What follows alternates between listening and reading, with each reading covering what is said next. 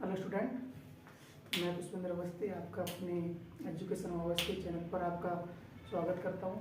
तो आज मैं आपके लिए 10वीं क्लास का एक चैप्टर लेकर आया हूं। उस चैप्टर का नाम है प्रकाश। क्या है? प्रकाश। आज हम थोड़ी सी बेसिक चीज़ें जानेंगे प्रकाश के बारे में, लाइट के बारे में। सबसे पहले ये प्रकाश होता क्या है, क्या होता है? ये प्रकाश का एक तरह की ऊर्जा का एक माध्यम, किसका? ऊर्जा का एनर्जी, यानी ऊर्जा का वह माध्यम जिससे हमें क्या हो, कोई भी वस्तु क्या हो, कोई भी ऑब्जेक्ट क्या हो, विजुअल हो यानी दृश्य हो, यानी ऊर्जा का वह माध्यम जिससे हम किसी वस्तु को देख पाते हैं, वो क्या होता है? प्रकाश। ठीक। उसके बाद एक प्रकाश है, प्रकाश का सर्वोत्तम स्रोत किसे माना गया है? सूर्य को। ठीक। ये प्रकाश बहुत सारी घटनाएं प्रदर्शित करता है, जैसे कि परावर्तन करता है, क्या करता है? अपवर्तन करता है। ठीक है। पूर्ण आंतरिक परावर्तन दिखाता है, पूर्ण आंतरिक परावर्तन दिखाता है। उसके बाद वर्ण विक्षेपण भी होता है इसमें। ठीक है। तो हम एक एक करके प्रकाश की सारी बातों के बारे में जानेंगे। तो सबसे पहले हम देखते हैं प्रकाश का परावर्तन है क्या। तो प्रकाश का परावर्तन क्या होता है? Reflection of light. ठीक है। परावर्तन की घटना क्या होती है? जब कोई प्रकाश परावर्तन, तो हम प्रकाश के परावर्तन घटनाओं के बारे में जानेंगे। रिफ्लेक्शन ऑफ लाइट, प्रकाश का परावर्तन होता क्या है? जब कोई प्रकाश की किरण क्या, जब कोई प्रकाश की किरण किसी परावर्तक पृष्ठ से टकराएगी, किससे? परावर्तक पृष्ठ से टकराएगी और वापस लौट जाएगी। ठीक है ना। यानी कोई प्रकाश की किरण किसी परावर्तक पृष्ठ से टकराई और वापस लौट गई, ये क्या है? प्रकाश का परावर्तन। इसके ऊपर हम क्या डालते हैं? अभिलंब डालते हैं। यानी प्रकाश की कोई किरण, ये कौन है? प्रकाश की कोई किरण आ रही है। ठीक है। यानी क्या हो रही है? आपतित हो रही है। आपतित होने ये क्या, इसके साथ अभिलंब के साथ कोई कौन बना रही है? आई। क्या बना रही है? कौन? आई बना रही है। इसको क्या बोलते हैं अपन? आपतित कोण। प्रकाश की किरण पुंज परावर्तक पृष्ठ से टकराई, ये क्या है? इसका अभिलंब। अभिलंब के साथ क्या कौन बना? इसमें आई, उसको क्या बोलते हैं? आपतित कोण।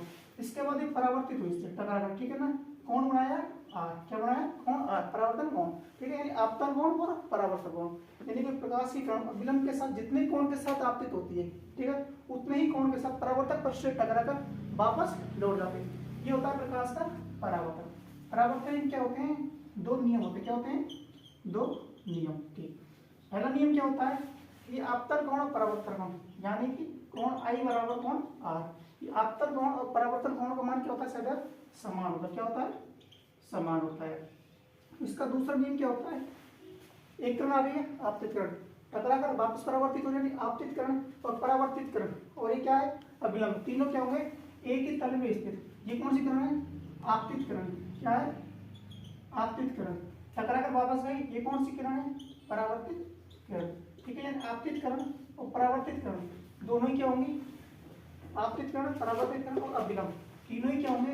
एक ही माध्यम में उपस्थित होंगे। तो ये क्या होते हैं? परावर्तन के दो नियम। पहला नियम, आपतन कोण परावर्तन कोण का मान सदैव समान होता है। आपतित किरण, परावर्तित किरण, अभिलंब तीनों ही एक तल में स्थित होते हैं। तो उसके बाद देखो, अपन ने परावर्तन के नियम पढ़ लिए। अब हम बात करते हैं दर्पण के बारे में। किसके बारे में? दर्पण के बारे में, यानी कि मिरर। मिरर के बारे में बात करते हैं। दर्पण, पहली बात तो देखते हैं दर्पण होता क्या है। दर्पण कितने प्रकार होता है? दर्पण देखो बच्चों, दो होता है, दो प्रकार का। एक तो होता है कौन सा? समतल दर्पण। क्या? समतल दर्पण। एक होता है गोलीय दर्पण। क्या होता है? गोलीय दर्पण। दर्पण बनाते कैसे हैं सब? कोई भी कांच का पृष्ठ लिया, उस कांच के पृष्ठ के एक साइड क्या क्या बनने, क्या क्या, उसके एक तरफ क्या कर दिया अपन ने? पॉलिश कर दी। क्या कर दी? पॉलिश कर दी। कोई भी कांच के पृष्ठ लिया, उसके तरफ क्या कर दिया अपन ने? पॉलिश कर दी। तो वो क्या बन, किसका काम होता है? दर्पण का। पॉलिश भी किसकी करते हैं? या तो अपन उसको बोलते हैं कच्ची चांदी। क्या बोलते हैं? कच्ची चांदी। या बोलते हैं सिल्वर ब्रोमाइड की। ठीक है ना। एक तरफ पॉलिश करने के बाद कोई भी कांच का पृष्ठ लिया, एक तरफ उसमें क्या की? पॉलिश। तो वो किसका काम करेगा? दर्पण का। दर्पण कितने प्रकार का? दो टाइप का, समतल दर्पण और गोलीय दर्पण के। हम बात करते हैं समतल दर्पण के बारे में। कोई भी कांच का समतल पृष्ठ है और उसकी समतल दर्पण की कुछ विशेषताओं के बारे में पढ़ते हैं। किसके बारे में? समतल दर्पण की कुछ विशेषता। ठीक। सबसे पहले बात करते हैं समतल दर्पण की जो फोकस दूरी होती है। क्या होती है? समतल दर्पण की फोकस दूरी क्या होती है? इन्फिनिटी होती है। क्या होती है? अनंत होती है। समतल दर्पण की फोकस दूरी के कारण, यानी प्रकाश की किरणों क्या होता है? संकेंद्रित नहीं करता है। उसके बाद इसमें जितनी दूरी पर क्या है? जितनी दूरी पर बिंब है, क्या है? जितनी दूरी पर बिंब है उतनी दूरी पर क्या बढ़ेगा? प्रतिबिंब बढ़ेगा। क्या बढ़ेगा? जितनी दूरी पर बिंब है, मान के चलिए कोई समतल दर्पण, जितनी दूरी पर इसमें बिंब दिख रहा है उतनी दूरी पर क्या बनेगा? इसमें प्रतिबिंब बनेगा। उसके बाद जितना बड़ा प्रतिबिंब है सॉरी जितना बड़ा बिंब है उसके बराबर है, सेम साइज में क्या बढ़ेगा, इसमें प्रतिबिंब बढ़ेगा। यानी दर्पण की साइज में मान के चलो इतना बड़ा बिंब रखा है, इमेज रखें, इतनी बड़ी क्या बढ़ेगी, इसमें प्रतिबिंब दिखाई देगा। अगली बात, इसमें आता है विचलन कोण। क्या विचलन कोण, समतल दर्पण में विचलन कोण। मान चलो ये कोई समतल दर्पण है, प्रकाश की तरह आई और ये ऐसे चली गई, लेकिन इसको जाना कैसे था, ऐसे। ये इस पर क्या खींचा पड़ने अविलंब, ठीक है। क्या होता है ये कोण आई, ये कोण क्या था आर, ठीक है ना भाई, ठीक। तो इसमें आया, ठीक है ना, ये अविलंब खींच दिया, ये क्या है इसका अविलंब, ये ऐसे गया, ठीक। ये तो कोण क्या है, अविलंब के साथ बना था वो आपतन कोण, आपती थोड़ी तो आपतन कोण, तो ये इसके बराबर होगा, ठीक है ना। और अपन ये भी चलो ये कोण देखो यहाँ से यहाँ तक, ये यहाँ से लेकर यहाँ तक ये क्या है, कोण क्या है, किरण क्या है, विचलन। तो इसका जो विचलन कोण का मान होता है वो होता है 180 माइनस का 2r, यानी समतल दर्पण में विचलन कोण क्या होता है 180 माइनस के 2r। समतल दर्पण की और कुछ विशेषताएं, ठीक है ना।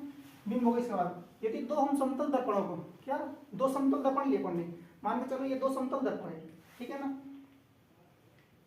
समतल दर्पण लिए, समतल दर्पणों को किसी भी एंगल पर, क्या है किसी भी एंगल पर अपन ने जमाया।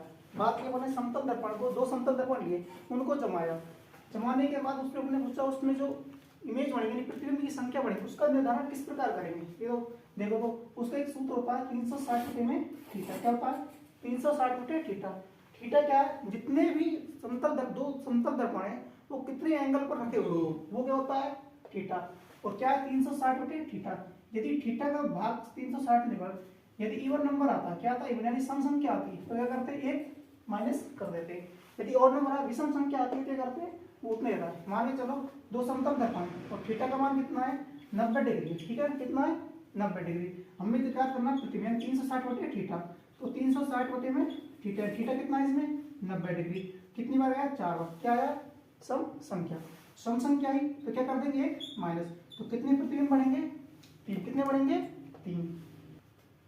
तो देखो क्या क्या किया अपन ने 360 थीटा, तो थीटा क्या था दो समतल दर्पण जितने भी एंगल पर है, मानकर मैंने बोला कि दर्पण क्या रखें समांतर, आप बोला समांतर रखें तो कितना होगा 0, प्रति समांतर आया तो 360 180, यानी जितना भी थीटा दे रखा है उस थीटे का अपन ने क्या दिया 360 में भाग, भाग देने के बाद एक बात करना भाग दिया, यदि संख्या आती है संख्या की सम संख्या 2 4 से कुछ भी आता है तो क्या कर देते हैं माइनस का 1, यदि संख्या आती है उसमें भाग देने पर संख्या आती है विषम, तो जितने भी उसमें जितना भी नंबर आता है जितना भी अंक आता है वो क्या होते हैं उसमें प्रतिबिंबों की संख्या होती है, ठीक है। ये होती है समतल दर्पण के बारे में बात। समतल दर्पण क्या होता है, समतल दर्पण में जो प्रकाश आपतित हुआ है और परावर्तित होगा उनकी सिर्फ तीव्रता में फर्क आता है, जिसमें आता है तीव्रता नहीं, उसके वेग में तरंगदैर्ध्य और चालू क्या होती है सारी उसकी समान होती है, सिर्फ उसकी तीव्रता में क्या होता है फर्क आता है, तीव्रता कम हो जाती है, ठीक है ना। अब हम बात करते हैं गोलीय दर्पण, इसकी गोलीय दर्पण, ठीक है ना। गोलीय दर्पण, गोलीय दर्पण क्या होता है, कोई भी अपन ने क्या लिया गोलीय दर्पण को क्या कर दिया पॉलिश कर दी, क्या कर दी पॉलिश, यानी कोई भी अपन ने क्या लिया एक गोलीय कांच का पृष्ठ लिया और उस पर क्या कर दी पॉलिश, एक तरफ से मानो बाहर से पॉलिश की, एक तरफ से अंदर से और बीच में से काट दिया, तो मान चलो गोलीय दर्पण कितने प्रकार का, दो प्रकार का, एक तो होता है अवतल दर्पण, एक होता है उत्तल कॉन्वेक्स और कॉनकेव दर्पण, ठीक है ना। अवतल दर्पण कौन सा होगा और उत्तल दर्पण कौन सा होगा, गोलीय दर्पण को काटा, ठीक है ना, काटने के बाद क्या गोलीय दर्पण को काटा, काटने के बाद उसका जो धसा हुआ भाग क्या है, धसा हुआ भाग ये क्या करेगा परावर्तक पृष्ठ का कार्य, ऊपरी हुए भाग को क्या कर दिया अपन ने गोलीय दर्पण, किसकी गोलीय दर्पण की। तो गोलीय दर्पण क्या होता है कोई भी कांच का पृष्ठ गोलीय, ठीक है ना, ये कोई गोलीय कांच का पृष्ठ, ठीक है ना, इस पर क्या किया अपन ने एक तरफ बाहर से पॉलिश की एक तरफ अंदर से और इसे बीचों बीच से काट, क्या परावर्तक गोलीय दर्पण। और ये देखो गोलीय दर्पण कितने प्रकार का, दो प्रकार, कौन से दो प्रकार का, एक होता है अवतल दर्पण, एक होता है उत्तल दर्पण, क्या होता है उत्तल दर्पण, ठीक है। अवतल दर्पण किसे कहते हैं और उत्तल दर्पण किसे कहते हैं, कोई भी गोलीय दर्पण जिसके उभरे हुए भाग पर, किसको उभरे हुए भाग पर क्या करिए पॉलिश और धसा हुआ भाग किसका काम कर रहा है परावर्तक पृष्ठ का, तो कौन सा दर्पण होगा वो अवतल दर्पण। उत्तल दर्पण कौन सा होगा जिसका उभरा हुआ भाग परावर्तक पृष्ठ का और धसा हुआ भाग पर क्या कर रखी है पॉलिश, क्या कर रखी है पॉलिश कर रखी है। देखो इसमें दसवीं भाग पर पॉलिश है, इसमें उभरे हुआ पॉलिश है, इसका दसवां भाग परावर्तक पृष्ठ का कार्य कर रहा है, इसका उभरा हुआ भाग परावर्तक पृष्ठ का कार्य कर रहा है। उसके बाद अवतल दर्पण क्या होता है जो प्रकाश की किरण होती है, ठीक है ना, प्रकाश किरणों को संकेंद्रित एक जगह इकट्ठा करने का कार्य करता है, इसलिए इसको बोलते हैं अभिसारी। क्या? अभिसारी दर्पण। क्या बोलते हैं? अभिसारी। ये फैलाता है, इसलिए इसको बोलते हैं अपसारी। क्या? अपसारी दर्पण। ठीक है, ये होती है इसके बाद अवतल दर्पण। क्या? उत्तल दर्पण। ठीक है ना, अवतल दर्पण उभरे हुए भाग पर पोलिस है और धसा हुआ परावर्तक पृष्ठ का काम कर रहा है। उत्तल दर्पण उभरा हुआ भाग का परावर्तक पृष्ठ का और धसे भाग का कर रखे पोलिस, ये होते हैं दर्पण के भाग। ठीक है ना, इसके बाद हम आगे चलते हैं। तो आप देखते हैं दर्पण के लिए हम क्या करते हैं, इनके लिए दर्पण से संबंधित कुछ परिभाषा आती है। क्या आती है? कुछ परिभाषाएं। जैसे कि मैं यहाँ पर कुछ परिभाषा लेता हूँ, जैसे कि आता है ध्रुव, ध्रुव के बाद आता है फोकस, फोकस दूरी, उसका आता है वक्रता केंद्र। क्या आता है? वक्रता केंद्र। उसका आता है वक्रता त्रिज्या।